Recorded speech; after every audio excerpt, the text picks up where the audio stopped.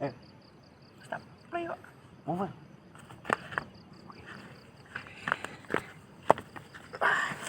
Terus. Oke, assalamualaikum warahmatullahi wabarakatuh. Waalaikumsalam warahmatullahi wabarakatuh. Jadi gini, di kesempatan hari ini kita dari teman-teman teman-teman gabut. Gayang-gayangan lah guys. Oke, ya. Di kesempatan hari ini ada sedikit pembahasan-bahasanya yang menjadi polemik kita sebagai teman-teman sebagai bukan pecinta alam. Kalau kita bukan pecinta alam tapi apa ya? Penikmat alam. Penikmat alam, betul. Karena kita belum cinta alam. Iya. Karena ada beberapa kasus kita belum mencintai alam. Nah, gini. Ada beberapa polemik atau ada beberapa bahasan yang mungkin cukup menarik di kalangan pendaki yang berkaitan tentang aturan. Mas Paijo, Mas Ma'ruf, Mas Imam. Jadi gini, ada beberapa aturan yang mengatakan bahasanya di beberapa gunung itu dilarang. Yang pertama kali adalah memakai baju hijau. Yang kedua adalah dilarang mengeluh. Yang ketiga adalah dilarang berkata kotor. Dan ada aturan ketika hipotermia itu dilarang itu dilakukan untuk disetubui. Itu benar atau tidak? Nah, gini. Ada beberapa aturan gunung yang harus kita patuhi, betul. Ada beberapa aturan yang mungkin itu benar tidak sih? Kebanyakan yang mereka memikirkan tuh berkaitan tentang mistis. Ketika kita tidak boleh memakai baju hijau itu dikatakan nanti diganggu oleh Nyai Roro Kidul. Ketika kita mengeluh di gunung takutnya nanti akan disesatkan, nanti akan cepat capek. Itu maksudnya apa? Ketika kita di gunung berkata kotor nanti akan diganggu yang menunggu gunung, itu yang dimaksud apa? Sebenarnya semuanya ada hikmahnya, ada maksudnya. Kenapa di base camp atau teman-teman pendaki gunung itu membuat larangan atau pantangan atau aturan seperti itu? Pertama kali akan ada pertanyaan untuk Mas Paijo. Nah, yang pertama kali untuk aturan yang berkaitan tentang dilarang menggunakan baju hijau di gunung. Mungkin banyak ya.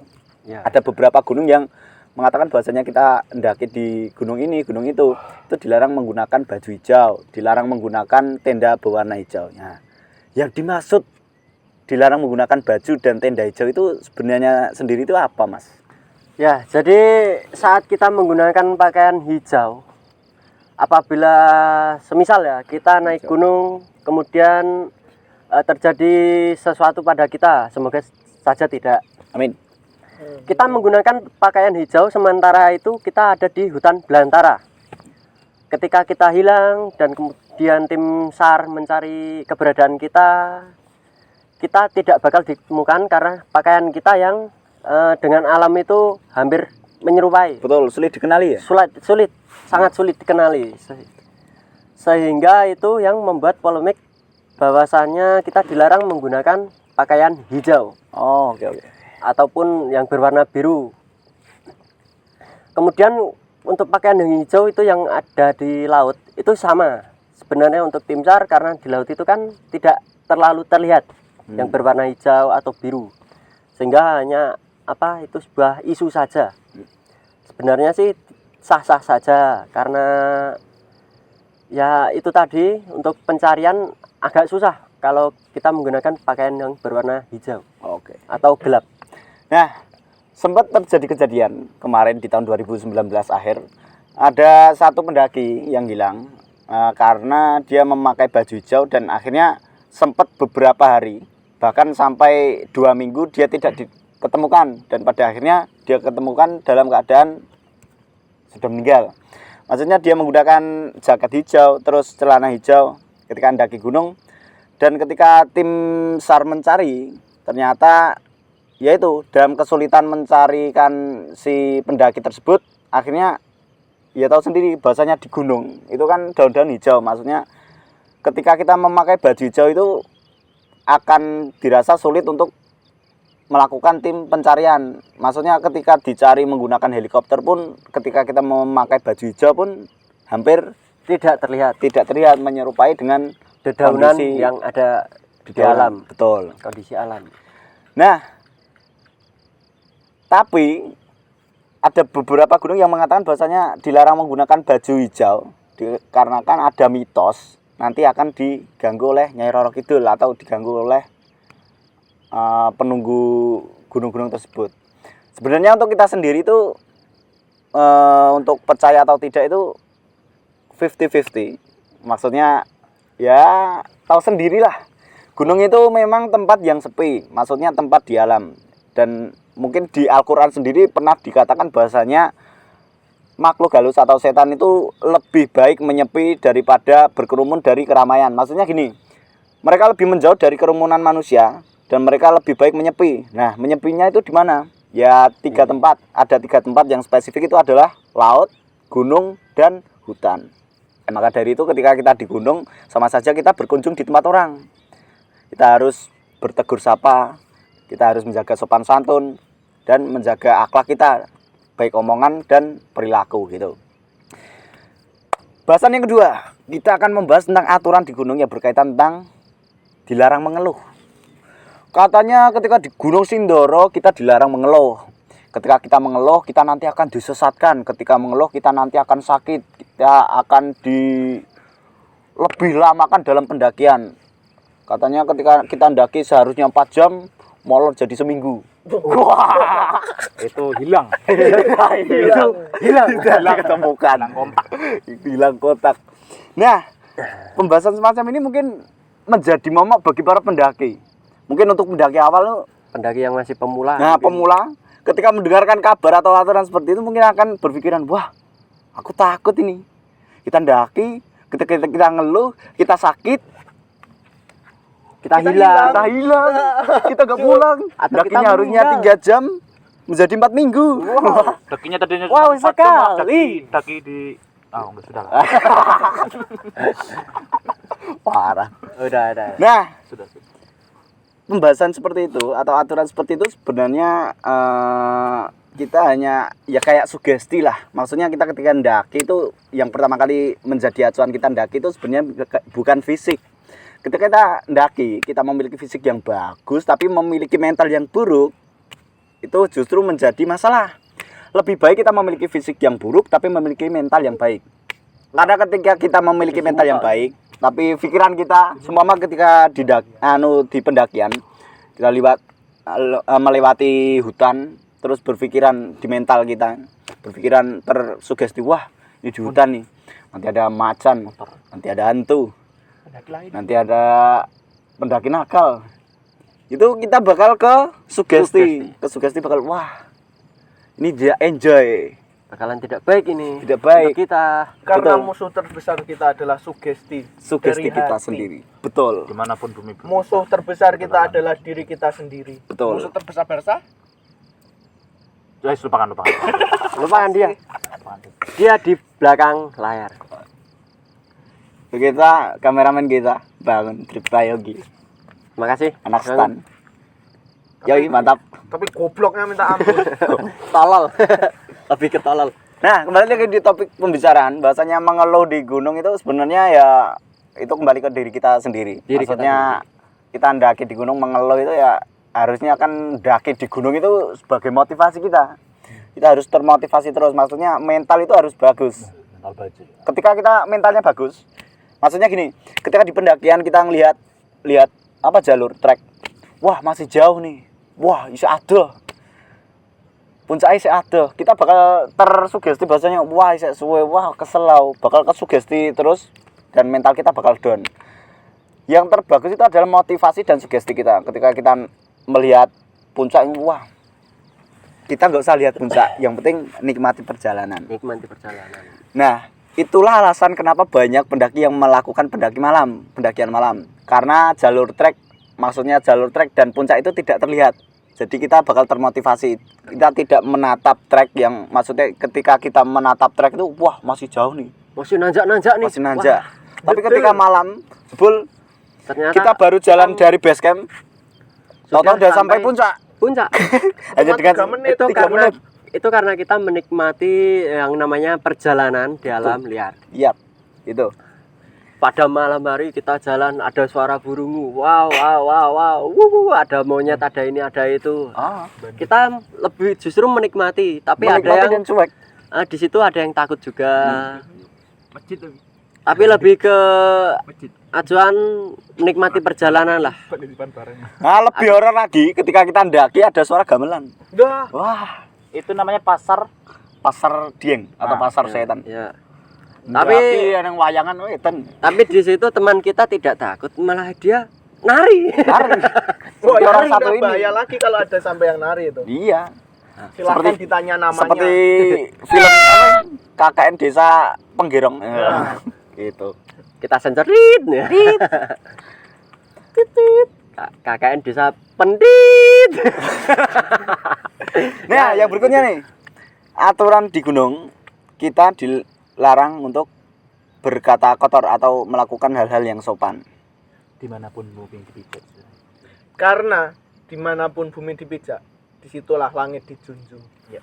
Betul. Nah, gini. Aturan ketika kita di gunung kita dilarang berkata kotor, kita harus berlaku sopan. Ketika kita berkata kotor nanti akan mendapatkan mara bahaya, kita bakal diganggu yang menunggu gunung. Ketika kita tidak sopan di gunung kita akan diguncing setan, kita akan digibai setan. Itu apakah benar, Pak?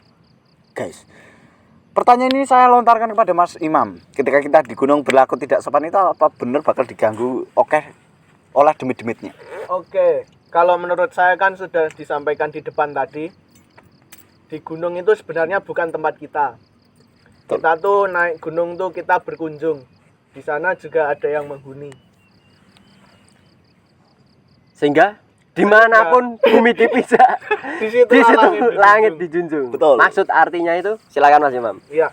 Dimanapun kita berada, dimanapun itu, misal kita main ke rumah temen, kita berlaku seenaknya. Apakah si tuan rumah akan istilahnya akan menghormati kita? Tentu tidak dong. Iya. Ya Betul. mungkin seperti itulah di gunung. Apalagi di gunung kan tempatnya makhluk-makhluk yang seperti itu, Makhluk yang tidak kasat mata. Betul. yang tidak terlihat. Ora mungkin kowe bertamu nang omahe wong, mlebu omah. Bajingan nih.